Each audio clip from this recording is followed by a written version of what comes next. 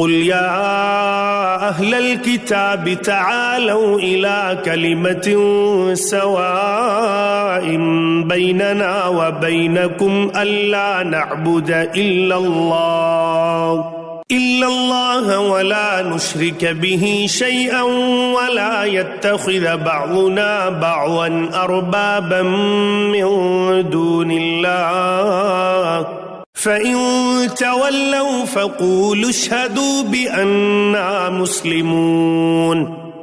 آپ کہہ دیجئے کہ اے اہل کتاب، ایسی انصاف والی بات کی طرف آؤ جو ہم میں تم میں برابر ہے کہ ہم اللہ تعالیٰ کے سوا کسی کی عبادت نہ کریں، نہ اس کے ساتھ کسی کو شریک بنائیں، نہ اللہ تعالیٰ کو چھوڑ کر آپس میں ایک دوسرے کو ہی رب بنائیں۔ پس اگر وہ منہ پھیر لیں تو تم کہہ دو کہ گواہ رہو ہم تو مسلمان ہیں۔ يا أهل الكتاب لم تحاجون في إبراهيم وما أنزلت التوراة والإنجيل إلا من بعده أفلا تعقلون۔ اے اہل کتاب، تم ابراہیم کی بابت کیوں جھگڑتے ہو، حالانکہ تورات و انجیل تو ان کے بعد نازل کی گئیں، کیا تم پھر بھی نہیں سمجھتے؟ ہا انتم هؤلاء حاججتم فيما لكم به علم فلم تحاجون فيما ليس لكم به علم والله يعلم وأنتم لا تعلمون۔ سنو، تم لوگ اس میں جھگڑ چکے جس کا تمہیں علم تھا، پھر اب اس بات میں کیوں جھگڑتے ہو جس کا تمہیں علم ہی نہیں، اور اللہ تعالیٰ جانتا ہے اور تم نہیں جانتے۔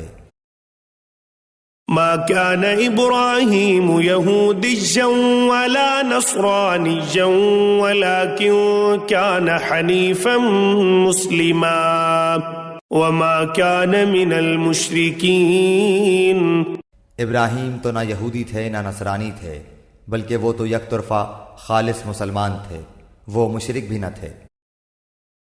ان اولى الناس بإبراهيم للذين اتبعوه وهذا النبي والذين آمنوا والله ولي المؤمنين۔ سب لوگوں سے زیادہ ابراہیم سے نزدیک تر وہ لوگ ہیں جنہوں نے ان کا کہا مانا، اور یہ نبی اور جو لوگ ایمان لائے، مومنوں کا ولی اور سہار اللہ ہی ہے۔ وَدَّتْ طَائِفَةٌ مِّنْ أَهْلِ الْكِتَابِ لَوْ يُضِلُّونَكُمْ وَمَا يُضِلُّونَ إِلَّا أَنفُسَهُمْ وَمَا يَشْعُرُونَ۔ اہل کتاب کی ایک جماعت چاہتی ہے کہ تمہیں گمراہ کر دیں، دراصل وہ خود اپنے آپ کو گمراہ کر رہے ہیں اور سمجھتے نہیں۔ يا أهل الكتاب لم تكفرون بآيات الله وأنتم تشهدون۔ اے اہل کتاب، تم باوجود قائل ہونے کے پھر بھی دانستہ اللہ کی آیات کا کیوں کفر کر رہے ہو؟ يا أهل الكتاب لم تلبسون الحق بالباطل وتكتمون الحق وأنتم تعلمون۔